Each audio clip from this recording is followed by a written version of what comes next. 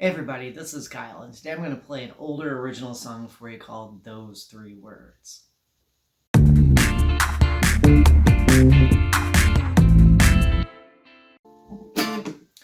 Anymore when I perform this song, I don't loop it in the way I usually loop my songs, which is why I'm just going more acoustic here. But the way I perform it anymore, I take some drums. I have a drum track.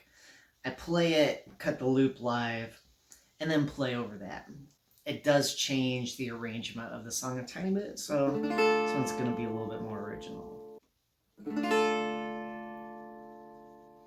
Today was a day that I looked you in the eye, said those three words, those three words.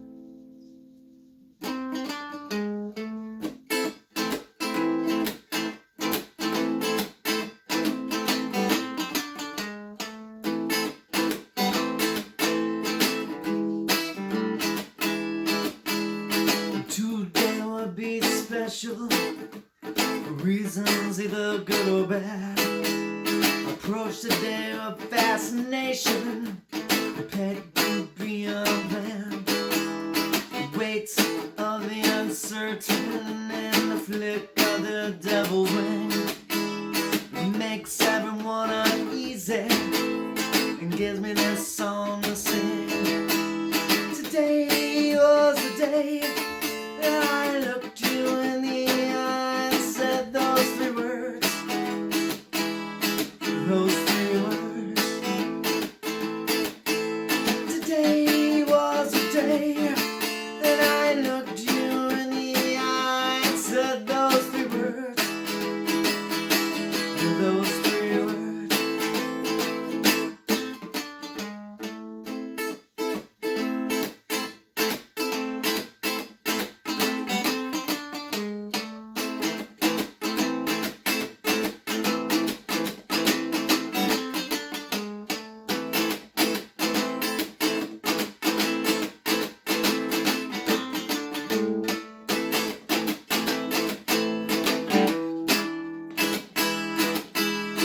Today will bring sunshine or a special shade of blue.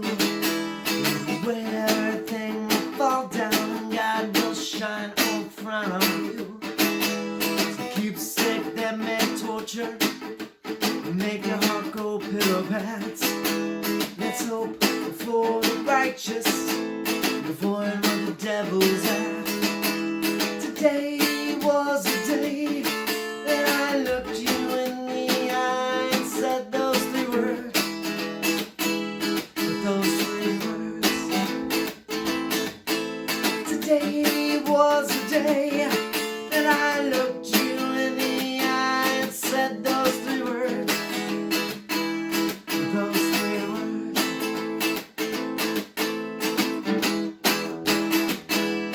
Those three words, those three words, those three words,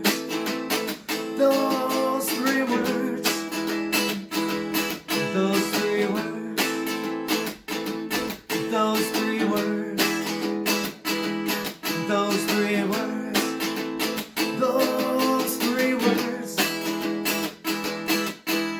Today was the day that I looked you in the eye and said those three words, those three words. Today was the day that I looked you in the eye and said those three words, those three words. So hoping I could sing that one. Today is Monday, and this past weekend on Saturday, I had a 4-hour gig that turned into a 5-hour gig. My fingertips are still pretty ate up from playing that much time, and my voice isn't that much better shape. I wrote those three words after a trip to Jamaica for vacation. That's one of my favorite places to go on this planet so far. need to backtrack a little bit from that trip.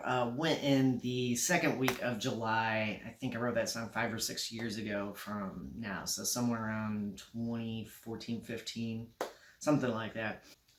A few weeks before that, like 2, 3, 4 weeks, I went to Missouri University for something related to my day job. And Pokey Lafarge was there and did a private concert. And that was really cool. It's funny walking in. I had no idea what the event was. I walked in and saw on the stage. It's like, wow, whoever the musicians are pretty serious because those are not cheap instruments. You know, they had a lot of really cool vintage gear. And of course, when Pokey LaFarge came out, I'm like, oh, no one told me that he was going to be performing. I had this kind of old timey calypso, Americana kind of vibe in mind for a song.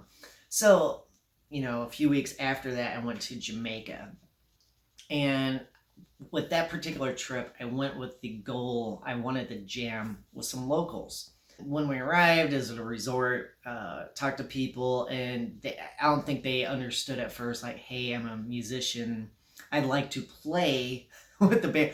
To them, that was just the strangest idea. It's like, why would a tourist want to come and play with musicians here? I mean, that was just a strange idea. So trying to get that idea across, there was an event at the resort, and I forget which day of the week in Jamaica where they have like a big, dinner, kind of big party, dinner party thing. There was a mento band playing, and there were a couple older musicians. And older, I mean, 60s, kind of age range. And then two younger, like in the 20s age range. And they played for about 3 to 4 hours, thinking about my story earlier about, hoping I could sing that song okay. So after a while, when the band finally did take a break, or they were done, I can't remember what the situation was, I went and talked to them and said, sound fantastic, 4-piece. It was just so awesome to hear a lot of these songs. I said, hey, I'm a musician. If I could play a song with you guys, that would be something amazing to me. I can't explain to you on what level of appreciation and awesomeness that would be to me. Well, the two older musicians just kind of turned around and walked off. I was like, well, that's a weird response. And then one of the younger guys was more interested in some of the ladies, those around. And I've seen musicians act that way before. But one musician, and he's around 21, 22 years old, he stayed and we talked for almost an hour. And he had so much love and passion for his country. And what his thinking was, he was playing music with these older musicians that were mento musicians. And mento was around before reggae. It's like, I think it goes like mento, ska, reggae, etc. Chronologically. And mento and calypso are kind of similar. Calypso is more mainland, which is, United States, and mento is more the islands. It is, way he was explaining it to me. I had this really awesome conversation, and his love and enthusiasm, still to this day, years later, and I wish I knew his name. I'm one of the worst people in the world about remembering people's names. But that love was a gift that he gave to me. And so when I came back from vacation, I sat down and I wrote this song. And it had that chorus, those 3 words in it. I wrote it and I read the words. I was like, this is stupid. This is a horrible song. And I was so bummed out because I had the musical idea. I had, the melodic ideas to go along with it. But the lyrics, I was being way too metaphysical. It was like a pompous freshman in a philosophy class in college, the level of nonsense I was coming up with.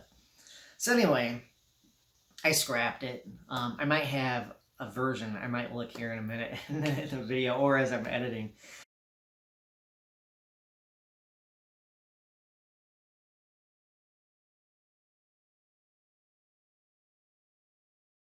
So I scrapped it, and the next day I woke up and I still had those three words. I was singing that in my head. So I started over and I wrote the version of that song. And actually, that night, there's an local open mic, and went and performed it that night. And people were like, hey, that was not too bad. You should keep that one.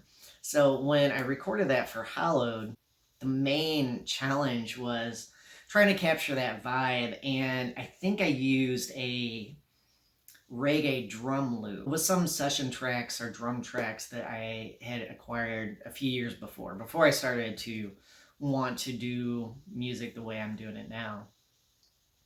When I perform the song now, I use entirely different drums because I think the recording of those three words, and on Hallowed, I was going for this kind of Black Keys, indie rock kind of sound. On every song, my vocals have this same.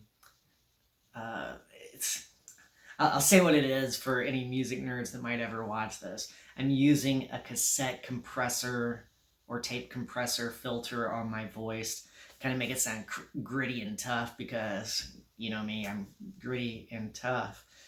The drums work on the recording, this reggae kind of cross stick deal. But live, it just sounded so thin.